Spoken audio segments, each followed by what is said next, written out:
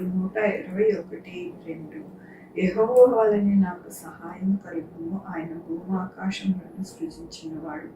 ఎంత గొప్ప వాగ్దానాన్ని దేవుడు మనకి అనుగ్రహిస్తూ ఉన్నారండి. దినమున ఏమంటున్నారు దేవుడు అంటే, ఆయన వలనే మనకి సహాయం కలుగును అంటండి. అవునండి, ఈ లోకంలో ఏ ఒక్కరు కూడా మనకి సహాయము చేసేవారు కాదు. ప్రతి ఒక్కరూ ప్రతి ఒక్క స్వార్థముతో ఉన్నట్టుగా దేవుని వాక్యము సెలవిస్తూ ఉన్నది. ఒక్కడును లేడు మేలు చేసిన వాడు అని దేవుని వాక్యము రాయబడినది. అటు రీతిగా మనకి సహాయం చేయవారు ఎవ్వరు ఉండరు.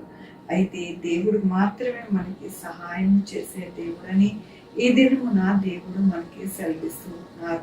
దేవుని వాక్యంలో యెరూషలేము యొక్క క్షేమం కొరకు ప్రార్థన చేయండి. యెరూషలేము నిన్ను ప్రేమించు వారు వర్ధిల్లుదురు. నీ ప్రాకారములో నెమ్మది కలుగును, నీ నగరములో క్షేమముండును. అవునండి, ఎలాగ మనము ఉంటాము అని అంటే, మరి ఆయనని ప్రేమించి వారు దినదినము వర్ధిల్లుతారు. మన యొక్క ప్రాకారము నెమ్మది కలుగుతూ ఉంటుంది. మనము ఉన్న స్థలము క్షేమము ఉంటుందని దేవుడు సెలవిస్తున్నారు. క్షేమాన్ని ఇచ్చే దేవుడు, మనల్ని ఎంతగానో ఆయన కృపతో నడిపించే దేవుడు.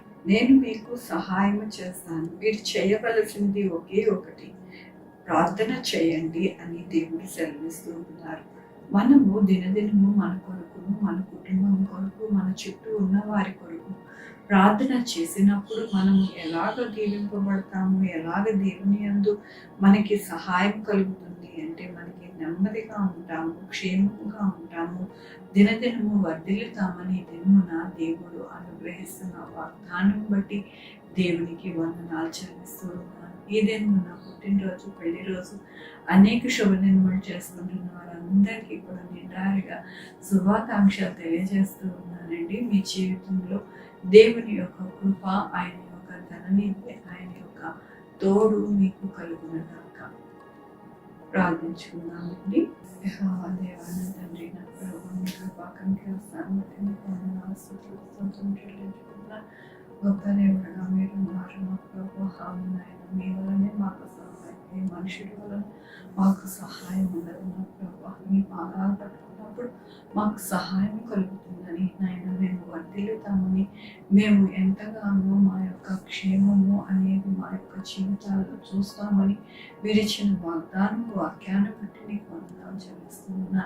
ఈ దినం నా పుట్టినరోజు, పెళ్లి రోజు, అనేక శుభదినాలు చేసుకుంటున్న అందరినీ దీవించండి, ఆశీర్వదించండి. అలాగే నేను మా కొరకు ప్రార్థించమని వారిని వారి యొక్క కుటుంబంలో వారి యొక్క బిడ్డలైన ఆయన తండ్రి, అలాగే వారి చేతి పనులు, వారి ఉద్యోగులు, వారి వ్యాపారము, వారి ఆరోగ్యము అన్నిట్లో తోడై ఉండండి. చూపించండి. Sugar, BP, thyroid, heart problem, AIDS, cancer, నరాల బలహీనత, అన్ని అనారోగ్యాన్ని తీసుకుని స్వస్థపరిచే అన్నారు. మీ కృప చూపించండి నా ప్రభు. ఎక్కడ కూడా యాక్సిడెంట్స్ అవ్వకుండా సహాయం చేయండి నా ప్రభు. నైనా 2-వీలర్, 4-వీలర్ బస్సెస్, ట్రైన్స్, ఏరోప్లేన్లో ప్రయాణిస్తుంది సుఖమైన ప్రయాణము, నైనా భద్రత అయిన ప్రయాణము నాయన దయచేయండి నా ప్రభు. ప్రతి ఒక్కరి యొక్క కోరికను నైనా తీర్చండి నా ప్రభు.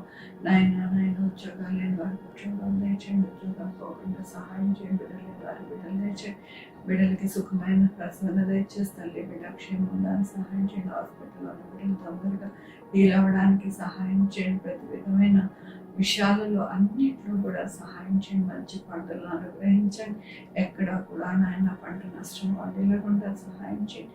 మీ కృపా కనికర దీవెన ప్రతి ఒక్కరికి అనుగ్రహించి నడిపించమని కోరుకుంటూ నా ప్రభు, నా రక్షణ అడిగి వేడుకుంటున్నాను తండ్రి. ఆమేన్. తండ్రి, కుమార్, పరిశుద్ధాత్మ సదాకాలం మనందరికీ తోడై ఉండగా ఆమేన్.